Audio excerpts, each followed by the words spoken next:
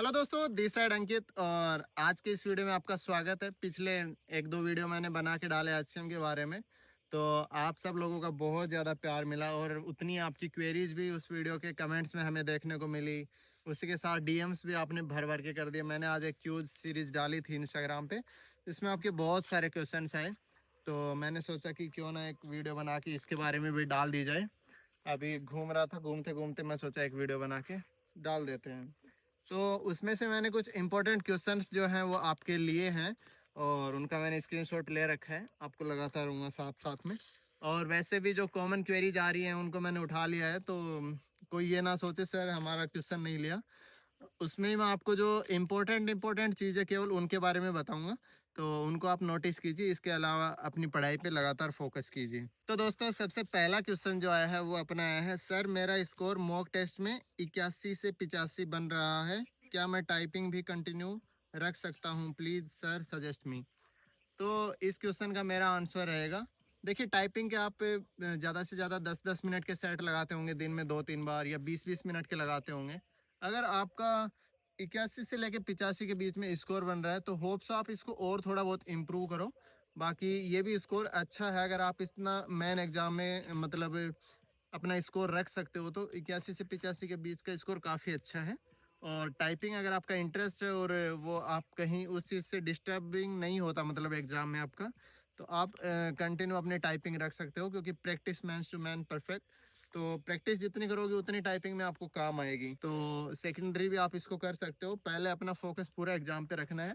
और अगर आपका किसी तरीके का इससे टाइम मिसमैनेज नहीं हो रहा है, तो आप कंटिन्यू टाइपिंग रख सकते हैं। नेक्स्ट क्वेश्चन आया है एक भाई का, भैया अब एग्जाम में 8 से 10 दिन बाकी हैं, रोज कितने हार्स पढ़ना चाहिए? और भैया अब मॉक टेस्ट लगाने चाहिए या नहीं? अगर लगाएं तो कितने मॉक टेस्ट एक दिन में लगा सकते हैं?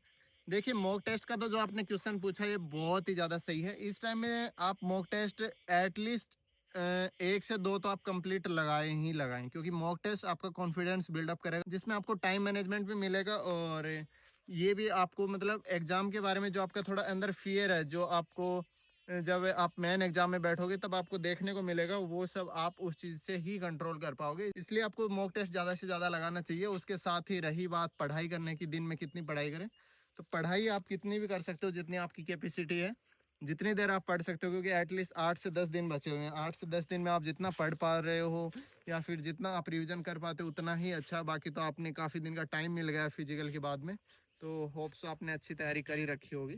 अभी नेक्स्ट क्वेश्चन लेते हैं। मैं तो फर्स्ट टाइम एग्ज़ाम देने वाली हूँ भैया, हार्ड क्वेश्चंस से पेपर स्टार्ट हो गया, तो how to I control panic?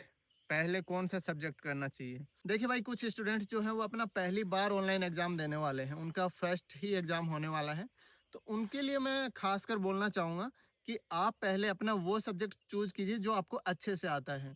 आप सबसे पहले वो सब्जेक्ट करेंगे, उसी से आपका कॉन्फिडेंस जो है बिल्डअप होगा आगे की साइड में। अगर आप सबसे पहले ही वो सेक्शन ले लेंगे जो आपका वीक है, तो उसको देख के आप घबरा जाएंगे और आगे का पेपर जो है आपका अच्छा नहीं होगा। इसलिए जो आपका जिसमें आपके सारे कॉन्सेप्ट अच्छे हैं, उसको आप सबसे पहले लीजिए। और डरने की कोई बात नहीं है, आपने तैयारी की है तो सब कुछ अच्छा ही होगा। उसके बाद एक क्वेश्चन आया है, सर एग्जाम के बाद आंसर की आती है क्या? बिल्कुल आती है सर। एग्जाम में कितना नंबर लाना सही रहेगा ओबीसी में, और एएसआई के लिए safe score, general category, unreserved? दोस्तों देखिए, ये सब तो आप, मुझे नहीं लगता ये जानना आपके लिए ज़्यादा उचित है। जितना आपने पढ़ा है, जो आपने किया है, उतना आपको कंप्लीटली करके ही आना है, अपना 100% देना है।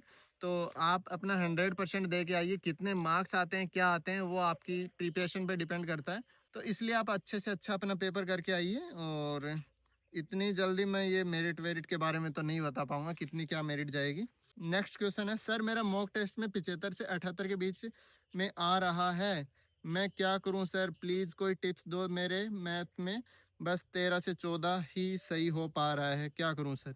देखिए, अभी आप नया तो कुछ सीख नहीं सकते हैं। आप ओब्वियसली अपनी मैराथन क्लास वगैरह लीजिए कोई, और साथ में जिसका वेटेज ज़्यादा है वो सब आप कवर कर सकते हो। और अगर इतना भी आपका स्कोर आ रहा है 75 से 78, तो इसको भी आप जो आपका मेन एग्ज़ाम होने वाला है उसमें मेंटेन करने की कोशिश कीजिए। ये भी होप सो काफ़ी अच्छा स्कोर हो सकता है अगर आपकी टाइपिंग अच्छी है तो इसको भी आप मेन एग्ज़ाम में कवर कीजिए।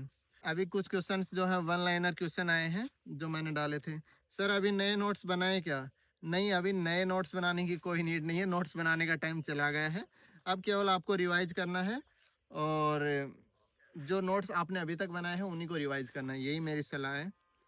यूट्यूब पे सर हर टीचर अलग अलग स्ट्रेटेजी बता रहे हैं, किसकी बात हम माने? देखिए स्ट्रेटेजी सब बताएंगे, सबकी अलग अलग स्ट्रेटेजी होती है। तो मैं तो ये कहूँगा आप अपनी खुद की स्ट्रेटेजी बनाइए। आपको टीचर्स के थ्रू आपको मतलब थोड़ा लाइन मिल जाती है कि किस तरीके से क्या करना है। बाकी तो अगर आपका इंटरेस्ट पढ़ने में, सुबह आपको मैथ पढ़ने में अच्छा लगता है, शाम को आपको हिंदी पढ़ने में अच्छा लगता है, इंग्लिश पढ़ने में अच्छा लगता है, किसी को सुबह हिंदी इंग्लिश पढ़ने में अच्छा लगता है, शाम को मैथ पढ़ने में अच्छा लगता है, तो स्ट्रेटेजी आप अपने अकॉर्डिंग बनाइए। आपको अपनी कैपेसिटी के बारे में खुद से बेहतर कोई नहीं जान सकता, तो वो सब आप अपने ऊपर बनाइए। सर मुझे एग्जाम से डर लग रहा है। ये तो काफ़ी इंटरेस्टिंग क्वेश्चन है भाई। देखो अभी एग्ज़ाम डरने की तो कोई बात है नहीं। आपने अपनी प्रिपरेशन जो की है उसको अभी रिजल्ट में कन्वर्ट करने की आपकी बारी है। तो डर तो आपका तभी ख़त्म होगा जब आप अच्छे से अपनी एग्ज़ाम दे के आओगे। नहीं तो देख भाई, अगर अच्छे से प्रिपरेशन नहीं किया तो आपको हर एग्ज़ाम में डर लगेगा। इसलिए आप अपनी अच्छे से प्रिपरेशन कीजिए। सर मेरा मॉक टेस्ट में कभी कभार स्कोर अच्छा आता है और कभी तो बहुत कम आता है। देखिए मॉक टेस्ट में तो कभी कभार अच्छा आता है, कभी नहीं आता है, तो इससे अपने आप को जज ना करें। कभी मॉक टेस्ट हार्ड रहता होगा या फिर आपकी प्रिपरेशन उतनी नहीं, उस अकॉर्डिंग जो क्वेश्चन आपको नहीं आता है, या फिर आपका टाइम मैनेजमेंट उसमें उतना अच्छा नहीं हो पाता होगा। तो मॉक टेस्ट से अपने आप को जज मत कीजिए। 5-10 मॉक टेस्ट से आप लॉन्ग टर्म से अगर मॉक टेस्ट लगा रहे हैं फिर भी यही सिचुएशन हो रही है, तो फिर आपकी प्रिपरेशन में कहीं घोटाला है। तो यही मेरी तरफ से तो राय। उसके साथ ही एक दो क्वेश्चंस और भी मेरे को आ रहे थे। एक स्टूडेंट बोल रहा था सर मेरी मेल आईडी कुछ चेंज हो गई है बीएसएफ के, उसके पेपर में बंद हो गई है, तो उसको कैसे क्या मतलब मैं चेंज कर सकता हूँ ताकि अपडेट वगैरह ले सकूँ। तो उसके लिए तो मैं आपको बताना चाहूँगा कि भाई जो रिक्रूटमेंट बीएसएफ का ऑफिशियल पोर्टल है उस पर कॉन्टैक्ट वगैरह की डिटेल मिल रखी होगी, वहीं पे मेल वगैरह डालिए, वहीं से कुछ हो सकता है। ऑफिशियली तो ऐसा कुछ ऑप्शन होता नहीं है जहाँ से आप डाल सकते हो। और बाकी अगर आपका चालू मोबाइल नंबर है तो जो इन्फॉर्मेशन आपको मेल आईडी पे मिलती है वो आपको मोबाइल नंबर पे भी मिलती है, तो उससे आप अपडेट रह सकते हैं। और दोस्तों कंप्यूटर के बारे में बहुत सारे स्टूडेंट्स की वो आ रहे थे, सर कंप्यूटर में नंबर नहीं बन पा रहे हैं। तो कंप्यूटर की एक फाइनल स्ट्रेटेजी मैं लेके आऊँगा कि कंप्यूटर को आपको क्या क्या टॉपिक्स पढ़ना है और किस तरीके से उसको कवर कर सकते हो, तो उसकी एक स्ट्रेटेजी जरूर लेके आऊँगा मैं। उस पर आप फोकस करोगे तो होप्स वो आपके लिए बहुत ही अच्छी बेनिफिशियल होगी। तो उसके बारे में आप वेट कीजिए और बाकी चैनल को सब्सक्राइब कर लीजिए दोस्तों। मैं आपके लिए नई नई ऐसी अपडेट लाता रहूँगा। वीडियो देखने के लिए आप सभी का धन्यवाद। लाइक करें।